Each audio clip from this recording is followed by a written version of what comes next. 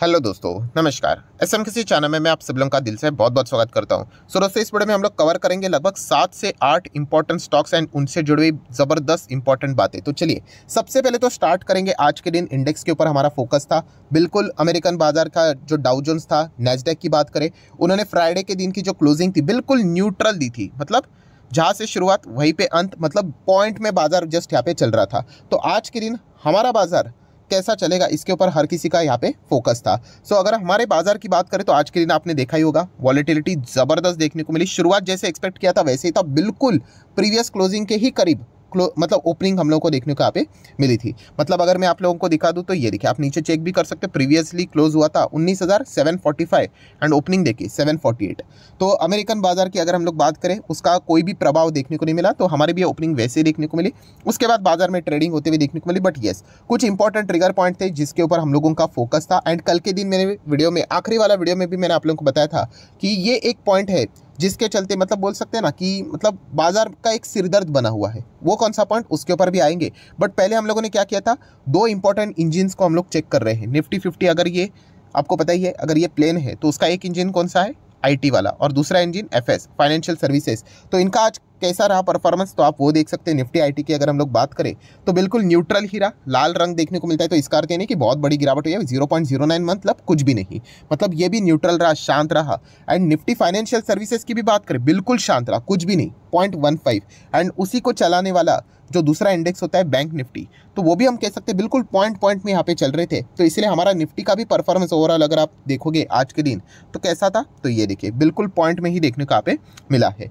Then अगर हम लोग बात करें, यस, एक ऐसा पॉइंट था जो कि निफ्टी को आज ऊपर उठने के लिए तकलीफ देने वाला था, जो कि कल के दिन भी मैंने डिस्कस किया था। यस, निफ्टी का सबसे बड़ा वेटेज कंट्रीब्यूट करने वाला individual stock Reliance industry. And Reliance ने जैसे एक्सपेक्ट किया गया था वैसी चीज देखने को मिली है। 2% की नेट गिरावट आज के दिन हम लोग को रिलायंस इंडस्ट्री में होती हुई देखने को मिली है। नंबर्स की बात करें तो ऑब्वियसली नंबर हम लोग को एनर्जेटिक देखने को यहाँ पे नहीं मिले थे। अनुमान के हिसाब से भी हम लोग को गिरावट देखने को मिली थी। लॉन्ग टर्म वालों को कोई दिक्कत होनी नहीं चाहिए, बट यस, शॉर्ट टर्म वाले इस चीज के चलते नाराज होने वाले थे। एक थोड़ा बहुत तो मार्केट ने अंदाजा लगा दिया था, सिर्फ इतना देखना था कि कितनी गिरावट होती है। तो 2% के आसपास ठीक ठाक गिरावट हम लोग को रिलायंस इंडस्ट्री में होती हुई देखने को मिली है। इसके चलते आज का दिन हमारा जो बाजार था वो और भी प्रेशर में देखने को मिला। तो कुल मिला के कहानी क्या बनी, निफ्टी 50 आज लाल निशान में हम लोग को ट्रेड करते हुए देखने को यहाँ पे मिला था। एनीवेज, देन अगर हम लोग यहाँ पे बात करेंगे दोस्तों, तो कुछ Q1 के अपडेट सामने आते हुए देखने को मिले, कुछ कंपनी के नंबर देखने को मिले, कुछ कंपनी के रिएक्शंस देखने को बाकी थे रिजल्ट के प्रति। तो सबसे पहले अगर हम लोग बात करें HDFC AMC, यस, इनके नंबर ड्यूरिंग द मार्केट देखने को मिले। जैसे नंबर आए आप देख सकते हो, जबरदस्त हम लोग को तेजी देखने को मिली। उसके बाद वापस गिरावट, फिर वापस, क्योंकि जैसे कि आपको पता ही है नंबर्स पढ़ने के लिए बहुत ज़्यादा टाइम लगता है।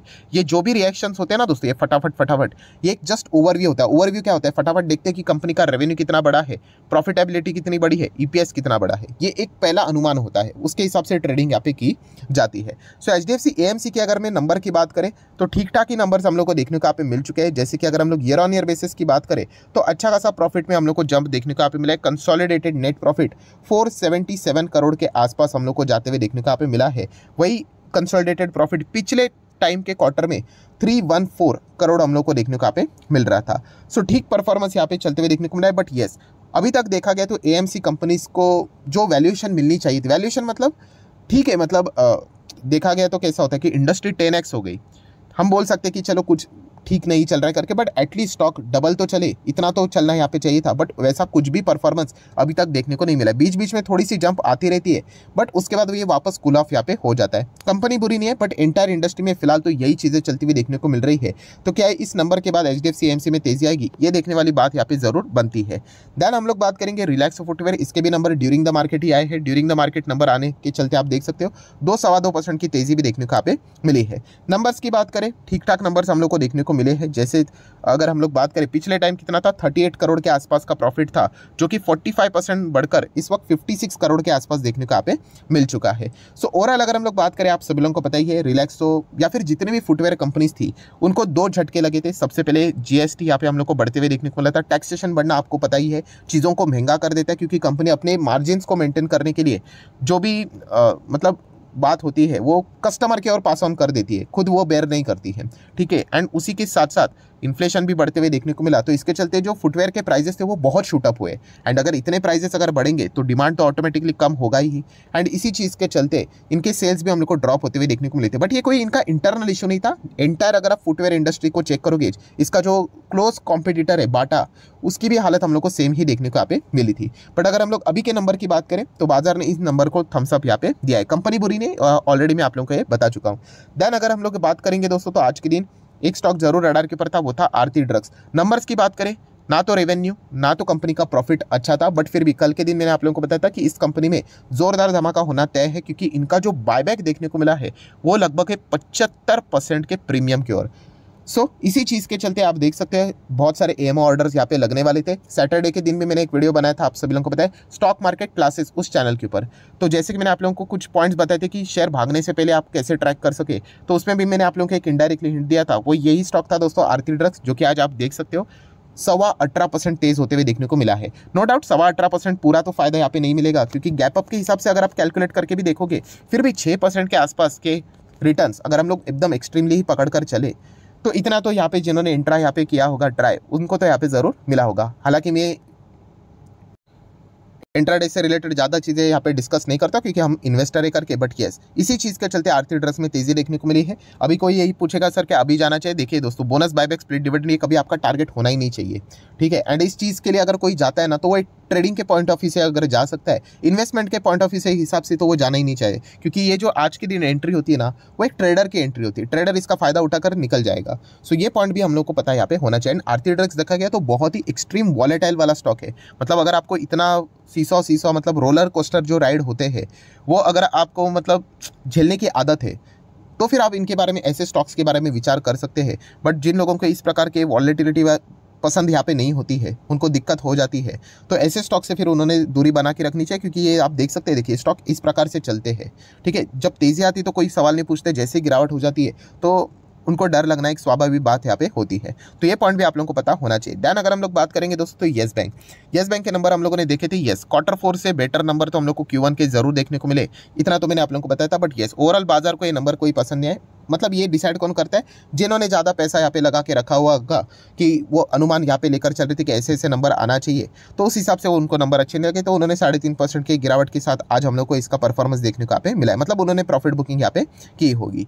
येस बैंक देखा गया तो ऑलरेडी मैं आप लोगों को यहाँ पे बोल चुका हूँ कि स्टडी करने के लिए ठीक है, छोटा मोटा 100, 200, 500 लगाते हैं तो ठीक है। इन्वेस्टमेंट के हिसाब से अगर इसको कंसिडर करना है तो इसको कंसिस्टेंसी दिखानी पड़ेगी, उसके बाद हम लोग इसका विचार यहाँ पे कर सकते हैं। तब तक के लिए देखा गया तो इसको स्टडी करने के लिए आप अपने रडार के ऊपर यहाँ पे रख सकते हो। इन्वेस्टमेंट के हिसाब से ज़्यादा इसको कंसिडर करना नहीं है।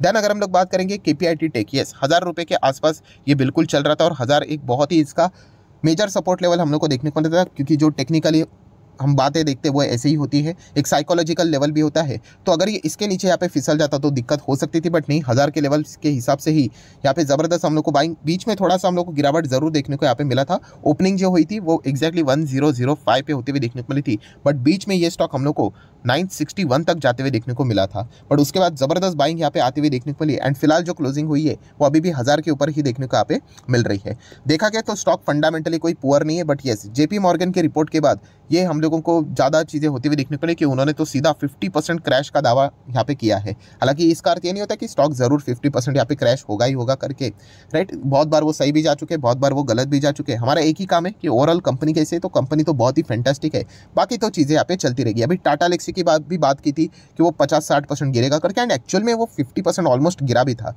बट इसका अर्थ ये नहीं कि वो कंपनी बर्बाद हो गई।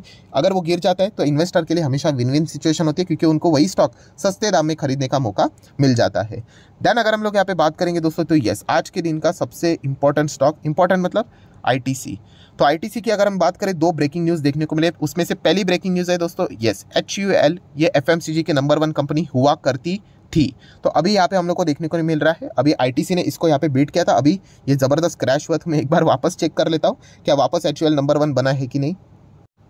तो उसके लिए मुझे HUL का शेयर ओपन करना पड़ेगा। तो मार्केट कैप क्या है HUL का, हाँ आप देख सकते हो 6 लाख करोड़ का मार्केट कैप है। किसका? HUL का। सो ITC ने आज के दिन की अगर हम लोग बात करें तो 6 लाख करोड़ के ऊपर ही उनका मार्केट कैप यहाँ पे चल ही रहा था। आप अलग अलग आर्टिकल्स में भी देख सकते हो, अगर मैं नीचे स्क्रॉल डाउन करूँ तो शायद से आपको मिल ही जाएगा। HUL से रिलेटेड कोई ना कोई आर्टिकल में चेक कर लेता हूँ। ये देखिए क्या लिखा है यहाँ पे, ITC ने सरपास कर दिया HUL को to become the most valued FMCG stock after 4 years. ठीक है, तो एक जस्ट इन्फॉर्मेशन थी, बट ये ज़्यादा तेजी टिकी नहीं। आप देख सकते हैं अभी ITC का जो मार्केट कैप है वो 5.87 लाख करोड़ के आसपास यहाँ पे देखने को मिल रहा है। मतलब वापस ही सेकंड नंबर पे यहाँ पे आ चुकी है। ठीक है, फर्स्ट सेकंड से ज़्यादा कोई फर्क नहीं पड़ता है। अभी फर्क किससे पड़ेगा, एक बहुत बड़ी इंपॉर्टेंट खबर सामने आ रही है और उसके बाद स्टॉक लगभग 4.25% हम लोग को क्रैश होते हुए देखने को मिल रहा है। आई नो 4%, 4.25% इसको क्रैश तो बोला नहीं जाता है, बट फिर भी ITC जैसे स्टॉक के लिए 4-5% के आसपास की गिरावट, मतलब इसको हम बड़ी गिरावट ही यहाँ पे बोल सकते हैं, क्योंकि स्टॉक बहुत ही स्लो यहाँ पे चलता है। एनीवेज देन अगर हम लोग बात देखेंगे दोस्तों तो बिल्कुल ठीक करा था ITC, देन सडनली क्यों यहाँ पे गिर गया, तो इसके पीछे का रीजन भी बहुत सारे लोगों को पता हो ही गया होगा। यस दोस्तों, एक ऑफिशियली जो मतलब अनऑफिशियली जो हम लोग बात करते थे कि ITC का जो बिजनेस है, कौन सा, होटल वाला बिजनेस, तो ये डीमर्ज होने वाला है। तो दोस्तों इससे रिलेटेड हम लोग को अभी ऑफिशियल खबर सामने आती हुई देखने को मिल रही है कि यस, मैनेजमेंट ने इससे रिलेटेड जो पेपर्स है वो सामने यहाँ पे रखे हुए हैं। मतलब ये होटल का बिजनेस डीमर्ज करने जा रहे हैं। एक मिनट, डीमर्जर का होने जा रहा है ना, तो इसके चलते इतनी बड़ी गिरावट क्यों? तो दोस्तों एक बहुत बड़ी कहानी में ट्विस्ट देखने को यहाँ पे मिल रही है, और उस ट्विस्ट को जानने के लिए हमें एक PDF ओपन करना पड़ेगा जो कि ITC ने अपलोड किया है। तो ठीक है दोस्तों, वो PDF मैंने ओपन कर दिया, तो आप यहाँ पे देख सकते हो क्या लिखा हुआ है। ये जो सेकंड पैराग्राफ है, ठीक है, पहला वाला फॉर्मेलिटीज़ वाला पैराग्राफ है, वो कानून बिनून की बातें कर रहे हैं। तो दोस्तों आप यहाँ पे देख सकते हैं ITC के बोर्ड की बात करें, वो कह रहे हैं कि वो कंसिडर करेंगे। मतलब ऑब्वियसली ये अभी तक कंप्लीट नहीं हुआ है। मतलब आप सभी लोगों को पता है, यस, मैंने इससे रिलेटेड वीडियो बनाया था कि 14 अगस्त को यहाँ पे बोर्ड ने मीटिंग रखी हुई है इसी से रिलेटेड कि क्या इसको डीमर्ज करना है या नहीं करना है। तो वो वोट किया जाएगा ऑब्वियसली, और उस हिसाब से इससे रिलेटेड हरी झंडी मिलेगी या नहीं मिलेगी वो डिसाइड यहाँ पे होगा। पॉइंट नंबर 1 हो गया। पॉइंट नंबर 2, ये दोस्तों ये जो पैराग्राफ है जो मैंने बॉक्स किया है, ये है रिस्पॉन्सिबल के ITC के डीमर्ज की खबर आने के बाद स्टॉक ऊपर जाने के बदले नीचे गिर गया। क्यों नीचे गिर गया? तो दोस्तों आप देख सकते हो कि यहाँ पे लिखा हुआ है कि ये जो होटल का बिजनेस है वो डीमर्जर होगा, बट कंपनी की बात करें दोस्तों तो कंपनी उसमें 40% स्टेक रखने वाली है। मतलब जो डीमर्जर होने वाला है, मतलब आप बोल सकते हो कि सिर्फ 60% का ही होने वाला है, आप ऐसा बोल दो। मतलब कुल मिला के कहानी क्या है कि ITC की जान अभी भी उस होटल इंडस्ट्री के बिजनेस में अटकी हुई है, क्योंकि 40%, देखिए साफ साफ लिखा हुआ है, 40% वो क्या करने वाले हैं, जो नई एंटिटी रहने वाली उसमें ITC अपना शेयर होल्ड करने वाली है। तो फिर डीमर्ज क्यों कर रहे हो, रख ही दो ऐसे ही। बेसिकली देखा गया लोग यहाँ पे क्यों ITC के शेयर में एंट्री बना रहे थे कि जो उनका होटल का बिजनेस है वो उसमें बहुत ज़्यादा कैपेक्स लगता है, खर्चीला बिजनेस है। आपने सुना भी होगा 20% का कैपेक्स यहाँ पे इन्वॉल्व होता है। ठीक है, इन्वॉल्व तो कर ही लो, बट उतना रिटर्न तो दे दो। तो कंपनी को रिटर्न कितना देता है? केवल 5% रेवेन्यू। तो 20% का कैपेक्स और 5% का रेवेन्यू, तो ये तो घाटे का सौदा है। ठीक है, तो इसीलिए ये इसको हटाया जा रहा था। तो इसलिए ITC की अगर बात करें तो वो भी एक राहत की सांस यहाँ पे ले सकता था। और जिसको होटल बिजनेस में इंटरेस्ट है, जाओ आप होटल बिजनेस में जो अलग से शेयर वहाँ पे देखने को मिलेगा उसमें जाके निवेश करो। बट प्रॉब्लम क्या हो गया? नहीं, ITC कह रहा है कि होटल वाला बिजनेस अलग होगा, उसमें 40% तो हम ही रखेंगे। तो ये 60% का ही डिस्ट्रीब्यूशन हम लोग को होते हुए देखने को मिलने वाला है किसमें, ये डीमर्ज के प्रति। तो अभी 40% ही इसमें यहाँ पे रहेगा, तो अल्टीमेटली उनके वापस बैलेंस शीट में हम लोग को सारी चीज़ें रिफ्लेक्ट होते हुए देखने को मिलेगी, ऑब्वियसली 40% के हिसाब से। तो जैसे ये खबर सामने आते हुए देखने को मिली तो हम लोगों को ये नज़ारा देखने को यहाँ पे मिल चुका है। सो डेफिनेटली हम लोग ये अभी भी मतलब सब कुछ खत्म नहीं हुआ है, क्योंकि आप सभी लोगों को पता है ये जो AGM रहेगा, ठीक है, मतलब बोर्ड मीटिंग जो भी रहेगी रहने वाली अगस्त में, तब वोट्स किए जाएंगे। सो इसके फेवर में वोट करेंगे या अगेंस्ट में वोट करेंगे, उसके हिसाब से सारी चीज़ें देखने को यहाँ पे मिल जाएगी। अगर करना ही है डीमर्ज तो पूरा ही कर देंगे तो ठीक रहेगा। यहाँ पे 40% ये होल्ड करके 60% वो भी देखा गया तो प्रोपोर्शनेटली करेंगे, ज़्यादा हिस्से में कुछ शेयर्स आएंगे नहीं। तो ये अगर वो स्टंट करेंगे तो इस हिसाब से तो गिरावट होना तो तय ही था, एंड वही चीज़ हम लोग को देखने को यहाँ पे मिल चुकी है। सो अभी देख लेते हैं आगे जाके यहाँ पे क्या होता है करके। तो जिन लोगों ने यहाँ पे खास करके डीमर्जर की खबर आएगी इस उम्मीद के चलते पैसे लगाए होंगे, उनका तो दिमाग ही घूम चुका होगा कि 40% अगर यही होल्ड करेंगे तो फिर वो यहाँ पे हम लोग को एग्जिट करते हुए देखने को मिले होंगे, और इसी चीज़ के चलते ITC के शेयर में हम लोग को गिरावट देखने को यहाँ पे मिली है। सो आशा करता हूँ दोस्तों वीडियो हेल्पफुल लगा होगा, नई चीज़ें आप लोगों को सीखने को मिली होगी। देखिए अगर आपके पास ITC का स्टॉक होगा, FMCG के हिसाब से आपने जो बाकी सिगरेट वाला बिजनेस के हिसाब से अगर होल्ड किया होगा तो आपको कोई ऐसा डरने की यहाँ पे ज़रूरत नहीं है। बट हाँ, हम लोग ज़रूर कह सकते हैं कि इस न्यूज़ के चलते टेम्पररी माहौल हम लोग को खराब होते हुए ज़रूर देखने को यहाँ पे मिल जाएगा। अभी देख लेते हैं कि आगे अप्रूवल आता है या नहीं आता है, एंड आगे वो क्या प्लान यहाँ पे करते हैं करके। सो वीडियो अच्छा लगे तो चाहो तो आप इसको लाइक एंड शेयर कर सकते हैं। डीमैट अकाउंट अगर आपने अभी तक ओपन नहीं किया तो लिंक नीचे डिस्क्रिप्शन में 25 वीडियो की लिस्ट भी आपको बिल्कुल फ्री ऑफ कॉस्ट मिल जाएगी। आपका नाम, कौन सा अकाउंट आपने आपने लिंक के थ्रू ओपन किया प्रॉपर्ली कमेंट सेक्शन में मेंशन कर देना, तो हफ्ते भर के अंदर अंदर सारे लेक्चर्स मेरे साइड से फ्री ऑफ कॉस्ट प्रोवाइड कर दिए जाएंगे ताकि आप शेयर बाजार को आसान भाषा से सीख सको। So that's it, thank you very much दोस्तों, we will be meeting our next video, तब तक के लिए बाय बाय।